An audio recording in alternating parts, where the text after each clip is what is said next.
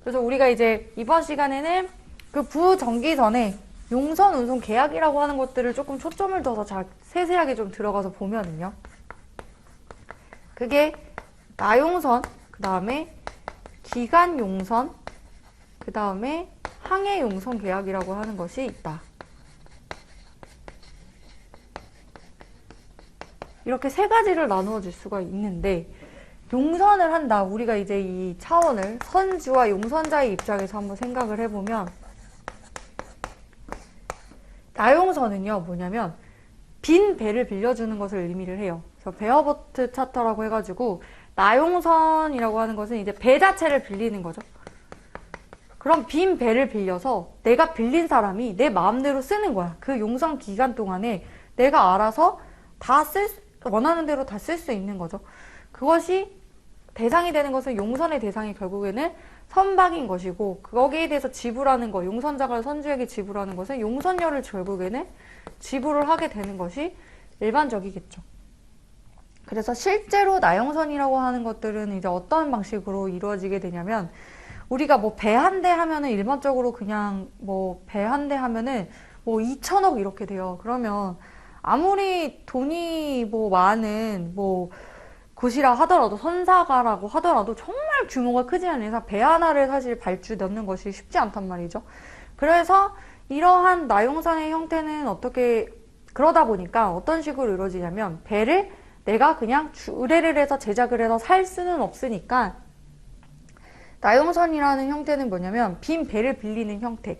그래서 배를 매매하는 형태보다는, 예를 들어서 우리가 뭐 선사는 일반적으로 나용선을 통해서 배를 조달하는 경우들이 많다라고 이해를 하시면 좋을 것 같은데, 실제로 우리가 이런 키워드 등이 나오는데, 선박 금융이라고 아마 들어볼 수도 있고 안 들어볼 수도 있고, 아마 일반적인 용어는 아니어서 안 들어보셨을 수도 있을 것 같아요.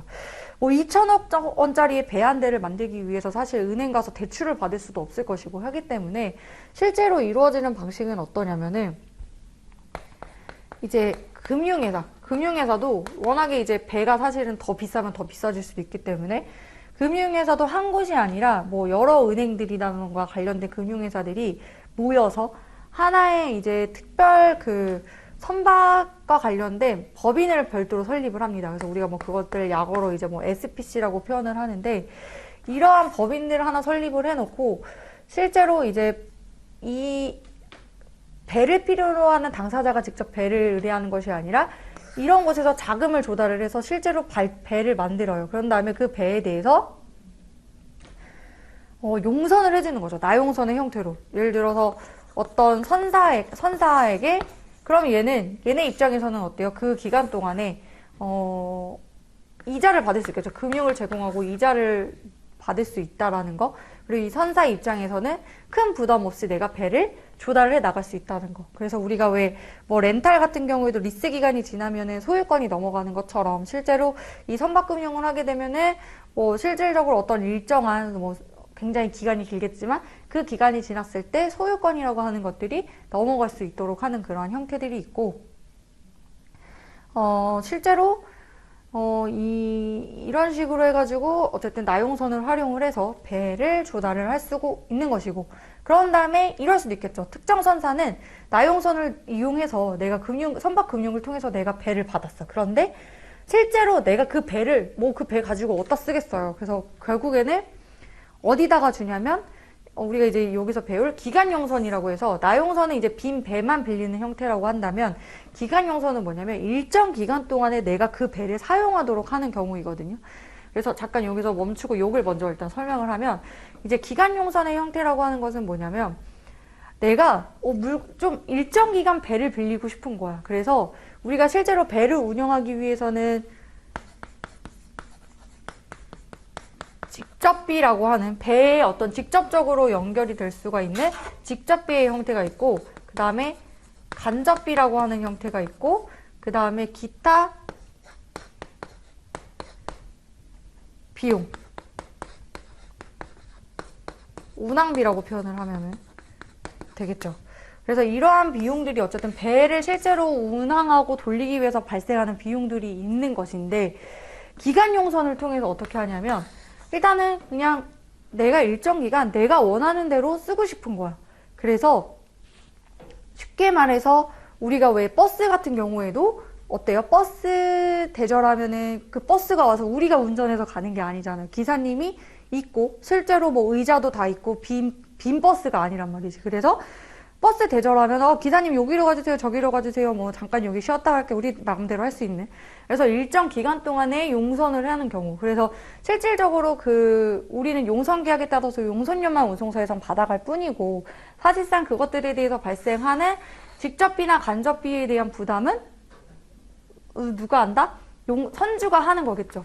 대신에 우리가 거기서 발생하는 운항에 대한 비용들에 대해서는 용선자가 부담하는 형태. 그래서 어쨌든 간에 중요한 것은 이것들이 사실상 화물의 운송 자체를 의뢰하는 운송의 계약의 형태가 아니라 용선 계약의 관점에서 보면 이렇게 선박 자체에 대한 용선은 이렇게 볼 수가 있는 거죠.